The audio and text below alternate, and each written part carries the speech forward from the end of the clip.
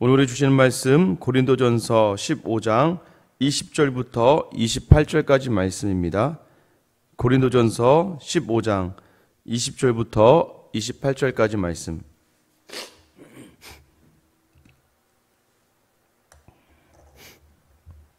같이 한 목소리로 읽겠습니다. 그러나 이제 그리스도께서 죽은 자 가운데서 다시 살아나사 잠자는 자들의 첫 열매가 되셨도다. 사망이 한 사람으로 말미암았으니 죽은 자의 부활도 한 사람으로 말미암는도다. 아담 안에서 모든 사람이 죽은 것 같이 그리스도 안에서 모든 사람이 삶을 얻으리라. 그러나 각각 자기 차례대로 되리니 먼저는 첫 열매인 그리스도요, 다음에는 그가 강림하실 때에 그리스도에게 속한 자요, 그 후에는 마지막이니 그가 모든 통치와 모든 권세와 능력을 멸하시고 나라를 아버지 하나님께 바칠 때라. 그가 모든 원수를 그 발 아래에 둘 때까지 반드시 왕노로 타시리니 맨 나중에 멸망받을 원수는 사망이니라. 만물을 그의 발 아래에 두셨다 하셨으니 만물을 아래에 둔다 말씀하실 때에 만물을 그의 아래에 두시니가 그 중에 들지 아니한 것이 분명하도다. 만물을 그에게 복종하게 하실 때에는 아들 자신도 그에게 만물을 자기에게 복종하게 하신 이에게 복종하게 되리니 이는 하나님의 만유의 주로서 만유 안에 계시려 하심이라. 아멘. 할렐루야. 어제 우리가 얘기하지 않았습니까? 부활이 없다면 우리는 가장 더욱 불쌍한 사람이었을 것이다. 그래서 우리가 어제 그래서 부활이 있기 때문에 우리는 행복한 사람이다라고 말씀드렸잖아요. 어제 그래서 여러분 행복한 하루를 사셨습니까? 우리가 부활이 있기 때문에 이 땅이 다 아니기 때문에 더 큰 것이 있기 때문에 오늘을 행복하게 살아낼 수 있는 것도 우리 성도들에게 필요한 그런 자세입니다. 그래서 오늘을 어떻게든 행복하게 만들어낼 수 있는 것이 바로 우리가 가지고 있는 부활 신앙이기 때문이죠. 신학적인 부분은 좀 다르지만 저는 이제 일전에도 말씀드린 것처럼 이 세상에서 가장 불쌍한 사람이 누구인가? 그 중에 한 명은 이제 스승이 없는 사람이다라고 제가 말씀드린 적이 있습니다. 스승이 없는 사람이 정말 불쌍한 사람입니다. 왜 그럴까요? 어떤 문제가 봉착했을 때 누군가와 대화 속에서 때로는 남편이 스승이 될 수도 있고 아내가 스승이 될 수도 있고 또 교회 안에 모든 성도들이 스승이 될 수 있는데 어떤 분들은 더러 그것을 이야기할 수 있는 사람들이 없는 것이죠. 그 조언을 듣거나 또는 도전을 받거나 가르침을 받을 수 있는 사람이 없다는 것은 참 불쌍한 사람입니다. 특별히 우리 주인 되시지만 또 우리 스승 되시는 예수 그리스도, 우리가 그 말씀대로 따라가는 삶을 온전히 살아간다면 우리는 더욱더 행복한 사람으로 살아갈 수 있는 것이죠. 오늘 본문에 보시면 20절에 그러나 이제 그리스도께서 죽은 자 가운데서 다시 살아나사 잠자는 자들의 첫 열매가 되셨도다. 부활에 대해서 이야기하고 있잖아요. 우리가 부활이 있기 때문에 행복하고 또 그 부활의 주인 되시는 우리 예수님을 우리가 바라보면서 그분을 따라가는 거예요. 그래서 여러분이 아셔야 되는 건 부활의 영광을 위해서는 십자가가 반드시 필요하다는 거죠. 왜 우리에게 그렇게 하셨습니까? 잘 모르겠습니다. 그러나 중요한 것은 하나님이 주셨다는 거예요. 하나님 우리에게 항상 선한 걸 주시기를 원해요. 그래서 우리가 십자가 없이 영광으로 가는 경우는 거의 없다는 것이죠. 그래서 우리의 삶이 십자가를 향해야 된다는 거예요. 그렇게 십자가 향할 수 있는 이유가 무엇이냐? 부활이 반드시 있기 때문이에요. 그래서 그리스도께서 죽은 자 가운데 살아나셨다. 그리고 잠자는 자들의 첫 열매가 되셨다. 이것이 우리에게 시사하는 바가 무엇입니까? 예수님이 첫 열매라는 거예요. 그러면 열매가 처음 맺혀지면 어떻게 됩니까? 그 다음 계속해서 열매가 맺어지는 것을 우리는 알 수 있죠. 그것처럼 부활이 예수님 때문에 처음 열매가 맺어지고 우리가 그분을 따라서 그 부활의 길로 간다는 것을 이야기하는 거예요. 그래서 첫 열매라는 표현이 참 중요합니다. 우리나라에 이제 IMF 때 참 힘들고 어려웠을 때에 희망을 주었던 사람들이 있죠. 이제 박세리라고 하는 골프 선수랑 또 박찬호라고 하는 야구 선수입니다. 그 IMF 때 그들이 주었던 희망이 있었죠. 지금 어떤 일이 일어났어요? 지금 세계 골프, 여자 골프는요, 그냥 한국 사람이 다 휩쓴다고 보시면 됩니다. 연달아서 다 우승하는 경우도 있고요. 랭킹에 거의 한국 여자 선수들이 다 포진해 있죠. 왜 그랬을까요? 이제 박세리 키즈다 해서 박세리 선수를 보고 자란 사람들이다라는 것이죠. 예, 그 여자가 보여주었던 그 멋진 모습을 바라보면서 여자들이 이제 그 골프를 하게 되는 것이죠. 박찬호 선수도 마찬가지죠. 그 박찬호 선수를 보면서 메이저리그를 가게 되는 거예요. 그래서 위로가 되고 힘이 된다. 여러분 이제 이 첫 열매가 우리에게 반드시 있기 때문에 그분을 따라가다 보면 첫 열매의 장점은 뭐냐면 보여주었잖아요. 그죠? 보여줬기 때문에 따라가기 쉬운 거예요. 스승과 선배가 좋은 건 무엇입니까? 지름길을 알려줄 수 있다는 것이죠. 그래서 우리가 예수가 우리의 스승 되어 주시니까 또 우리의 첫 열매 되어 주시니까 그분이 하는 그대로를 우리가 따라갈 때에 반드시 그분이 맺었던 부활의 열매가 우리에게도 맺혀진다라는 것을 확신하는 삶이죠. 그러면 이 열매의 진정한 의미가 무엇이겠습니까? 21절 22절 사망이 한 사람으로 말미암았으니 죽은 자의 부활도 한 사람으로 말미암는도다. 아담 안에서 모든 사람이 죽은 것 같이 그리스도 안에서 모든 사람이 삶을 얻으리라. 부활의 가장 큰 의미 중에 하나가 무엇입니까? 바로 구원과 관련된 산다는 거예요. 산다는 거. 우리가 이 부활을 통해서 사망으로부터 생명으로 이게 옮겨졌다라는 것을 알 수 있다는 거예요. 첫사람 아담으로부터 생겨난 것이 죽음이에요. 왜요? 아담의 불순종. 왜 불순종이 일어났습니까? 그의 호기심. 왜 호기심이 일어났어요? 하나님과 같이 되려가는 욕심. 그래서 인류의 첫 기원의 시작의 사망은 인간의 하나님과 같이 되려가는 순간의 마음부터 일어나는 거예요. 우리가 계속해서 우리의 삶 가운데에서 하나님과 같이 살려고 하는 모습들이 많지 않나요? 어제는 여러분 정말 행복을 누리기 위해서는요, 하나님 뜻대로 살아가는 거예요. 하나님 뜻대로. 그런데 우리가 우리의 뜻대로, 우리가 원하는 대로 살면 그 순간 누가 내 삶의 주인이 되는 거예요?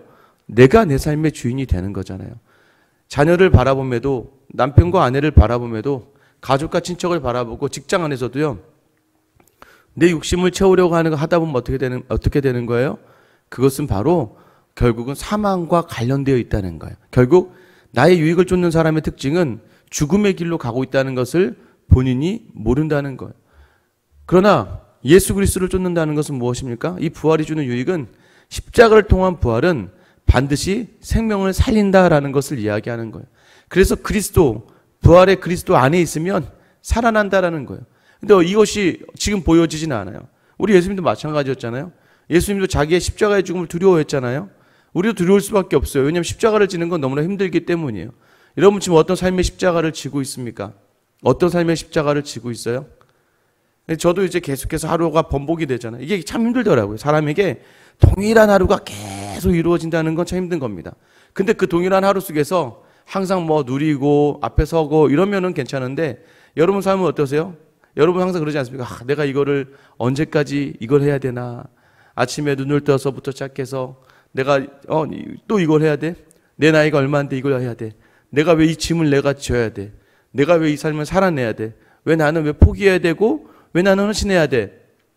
라고 하면서 내 생각으로 거기에 집중하게 되면 사망으로 가는 거죠.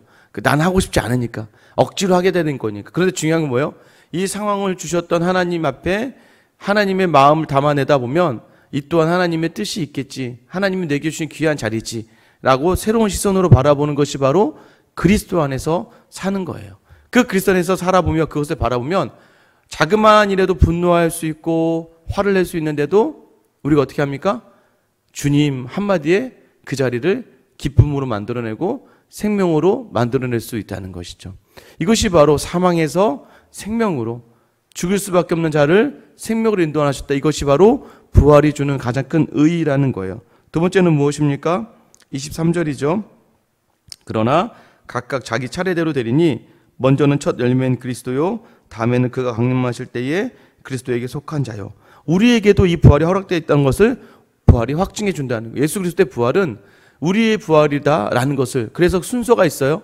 예수님이 먼저예요. 왜냐하면 먼저 샘플로 보여지는 예수님을 통해서 우리의 부활이 확증되는 거예요. 그래서 예수님의 부활이 우리에게 중요한 것은 그가 부활하셨기 때문에 우리도 부활하신다는 것을 하나님께서 확증해 주신다는 것이죠. 그래서 그거 뭐예요? 이 이야기는 결국 남의 이야기가 아니라는 거예요. 네가 지금 서 있는 그 자리, 십자가를 바라보는 그 자리에서의 그 순종과 헌신은 반드시 이 그리스도의 부활과 같은 부활로 너에게 주는 것이다. 그래서 예수 그리스도의 부활이 우리에게 주는 것은 너희도 이와 같은 부활의 자리에 반드시 순서의 차이지만 서게 될 것이다 라는 것을 이야기하는 것이죠. 그 다음에 어떻게 됩니까? 24절부터 26절, 그 후에는 마지막이다 라고 하면서 시작합니다. 그리고 26절 마지막에 맨 나중에 멸망받을 원수는 사망이니라. 이 세상에 심판이 있다는 거예요. 이 심판을 누가 합니까? 심판을 예수 그리스도께서 이 심판을 하신다는 거죠. 나중에 우리가 아셔야 돼요. 예수님 이 땅에 오셨어요. 오시고 십자가를 지셨어요. 그리고 부활하셨어요. 그 다음에 승천하셨어요. 그 다음에 우리가 뭐 어떻게 사도신경을 다시 오신다는 거예요. 저리로서 산자와 죽은 자를 심판하러 오신다. 예수 그리스도가 심판하실 수 있는 이유는 무엇이에요? 그가 부활하셨으니까 다시 살아난 모습으로 심판하러 오신다는 거예요. 그 심판의 끝에서 예수 그리스도께서의 모든 권세와 능력을 다 폐하실 거라는 거예요. 그리고 이 세상의 모든 만물을 다 어떻게 한다는 겁니까? 아버지께 드린다는 거예요. 이것이 무엇입니까? 이제 마지막 완전한 하나님이 처음에 세상의 주권자로서 만들어 놓은 그 상태로 다시 회복된다는 것을 이야기하는 것이죠. 27절 말씀 보세요. 만물이 그의 발 아래 두셨다 하셨으니 만물을 아래 둔다 말씀하실 때에 만물을 그의 아래에 두시니가 그 중에 들지 아니한 것이 분명하도다. 이 말은 예수님께서 이 만물을 그 발 아래 두셨기 때문에 예수님이 그 만물에 속한 자가 아니다라는 것은 예수님의 탁월성을 이야기하는 거예요. 28절에 만물을 그에게 복종하게 하실 때에는 아들 자신도, 자 이제 만물이 모두가 복종되었어요. 그럼 이제 그 아들 예수 그리스도도 이제 그때 만물을 자기에게 복종하게 하신 복종하게 하신 이에게 복종된다. 이게 뭐예요? 이제 예수 그리스도의 모든 사역이 끝마쳐졌다는 걸 이야기하는. 그리고 다시 하나님이 만유의 주로서 만유에게 계시려 하심으로 그 하나님 안으로 하나님에게 복종한다라는 것이죠. 이것은 결국은 예수님이 누구로부터 났다? 하나님으로부터 나셨다. 유대인들이 가장 많이 믿지 않았던 것들이 뭐야? 하나님으로부터 오신 예수님. 그래서 요한복음을 우리가 나눌 때 내가 아버지께로부터 왔다라는 것을 계속 강조하지 않습니까? 왜 이것이 중요합니까? 사명을 가지고 오신 거고 샘플이 되기 위해 오신 거예요. 우리의 샘플. 인간의 몸을 입고 오셔서 십자가에 지셨고 죽으셨으나 다시 영육이 부활하는 그 부활의 모습을 통해서 우리에게 너희도 이와 같이 된다.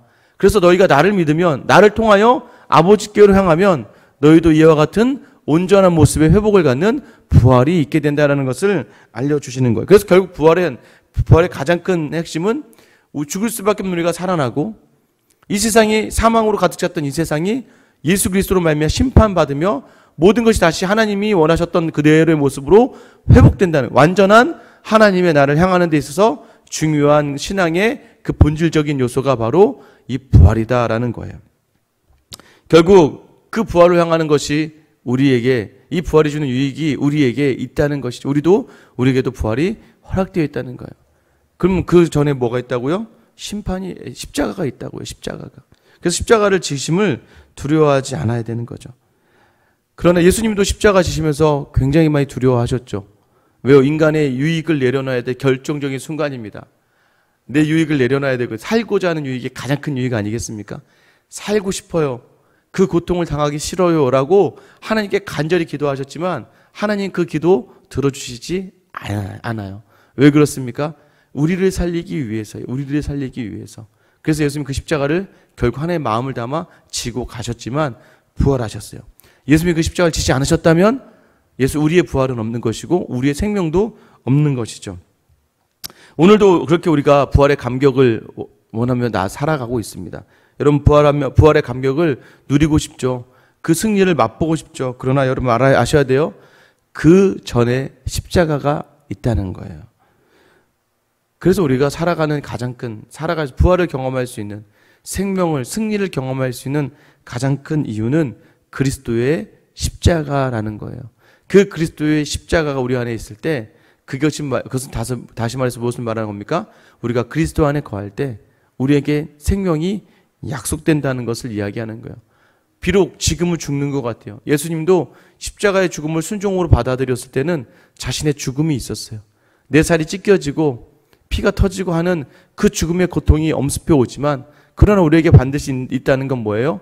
바로 부활, 그 승리가 우리에게 약속되어져 있어서 그리스도의 그 십자가 안에 있으면 모두가 살아나는 거예요.